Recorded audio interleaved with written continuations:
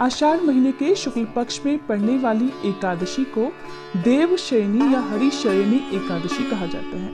ये एकादशी भगवान श्री विष्णु को समर्पित होती है और इसके बाद से ही भगवान श्री विष्णु 4 महीने के लिए क्षीर सागर में शयन करने के लिए चले जाते हैं। उसके बाद से कोई भी शुभ कार्य नहीं होता और देव उठनी 11 के बाद सभी रुके हुए शुभ कार्य और विवाह आदि कार्य फिर से संपन्न होते हैं। ऐसे में इस साल देवशयनी एकादशी कब मनाई जाएगी, व्रत का पालन कब किया जाएगा और देवशयनी एकादशी का महत्व क्या होता है और किस प्रकार से इस दिन पूजा करनी चाहिए, ये आज के इस वीडियो में आप जानेंगे। देवशयनी एकादशी इसलिए भी महत्वपूर्ण है क्योंकि इस दिन से भगवान विष्णु भगवान शिव को 4 महीने तक सृष्टि के संचालन का कार्यभार सौंपकर योग निद्रा में चले जाते हैं। इसलिए देवशयनी एकादशी के दिन सभी भक्तों को भगवान विष्णु, माता लक्ष्मी के साथ साथ भगवान शिव का पूजन भी अवश्य करना चाहिए। इस बार जुलाई के महीने में 3 एकादशी व्रतों का शुभ संयोग पड़ रहा है, जिनमें पहला एकादशी व्रत 2 जुलाई को रखा गया था, जो कि आषाढ़ महीने के कृष्ण पक्ष की योगिनी एकादशी का व्रत था। अब इस बार उदया तिथि के अनुसार 17 जुलाई को आषाढ़ शुक्ल पक्ष की देवशयनी एकादशी का उपवास रखा जाएगा और 31 जुलाई को सावन महीने के कृष्ण पक्ष की कामिका एकादशी का व्रत रहेगा। इस दिन भगवान विष्णु की विधि विधान से पूजा करके एक खास मंत्र का जाप करके भगवान विष्णु को शयन कराया जाता है। मंत्र है सुप्ते त्वयि जगन्नाथ जगत सुप्तम भवेदिदं विबुद्धे त्वयि बुद्धम च जगत सर्वं चराचरम।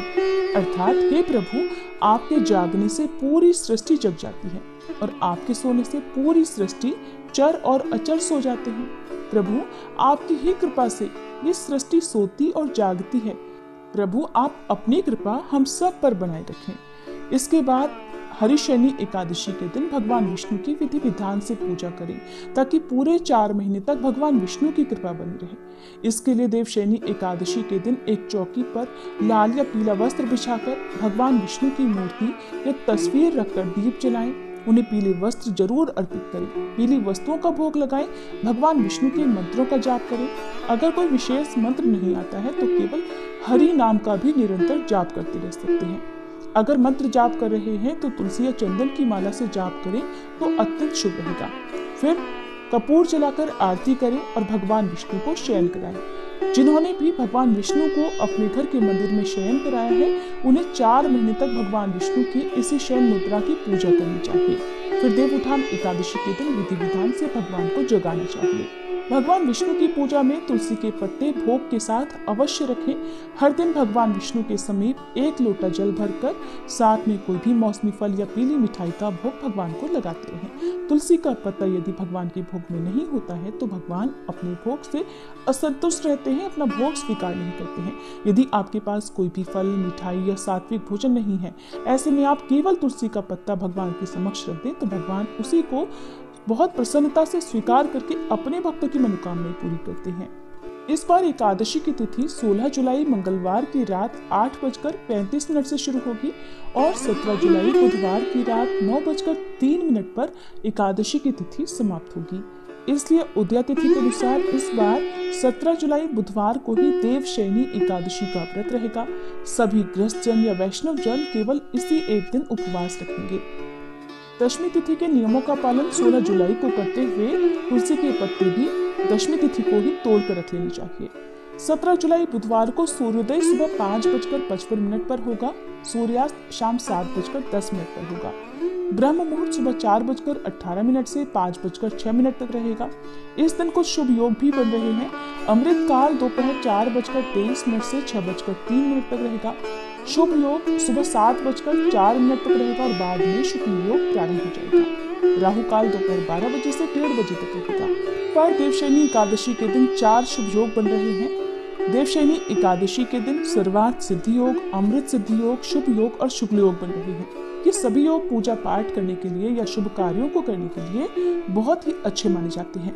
व्रत के दिन अनुराधा नक्षत्र और पारण वाले दिन ज्येष्ठा नक्षत्र भी रहेगा। 17 जुलाई से ही चातुर्मास प्रारंभ हो जाएगा। चातुर्मास का जो महीना होता है वो पूजा पाठ करने के लिए बहुत ही शुभ माना जाता है। द्वादशी तिथि प्रारंभ होगी 17 जुलाई बुधवार की रात 9:04 से इसी के साथ हरिवासर का समय भी शुरू हो जाएगा और 18 जुलाई गुरुवार की रात 8:44 पर द्वादशी तिथि की समाप्ति होगी। द्वादशी तिथि के दिन यानी 18 जुलाई गुरुवार को सूर्योदय सुबह 5:55 पर होगा। सूर्यास्त शाम 7:10 पर होगा। ब्रह्म मुहूर्त सुबह 4:19 से 5:07 तक रहेगा। राहु काल दोपहर 1:30 बजे से 3 बजे तक रहेगा। द्वादशी तिथि की पूजा आप ब्रह्म मुहूर्त में कर सकते हैं, लेकिन जो हरिवासर का समय होता है उसके बाद ही व्रत खोला जाता है। तो 18 जुलाई गुरुवार को सुबह 3 बजे तक हरिवासर का समय समाप्त हो जाएगा, क्योंकि मान्यताओं के अनुसार हरिवासर के समय एकादशी का व्रत नहीं खोला जाता है।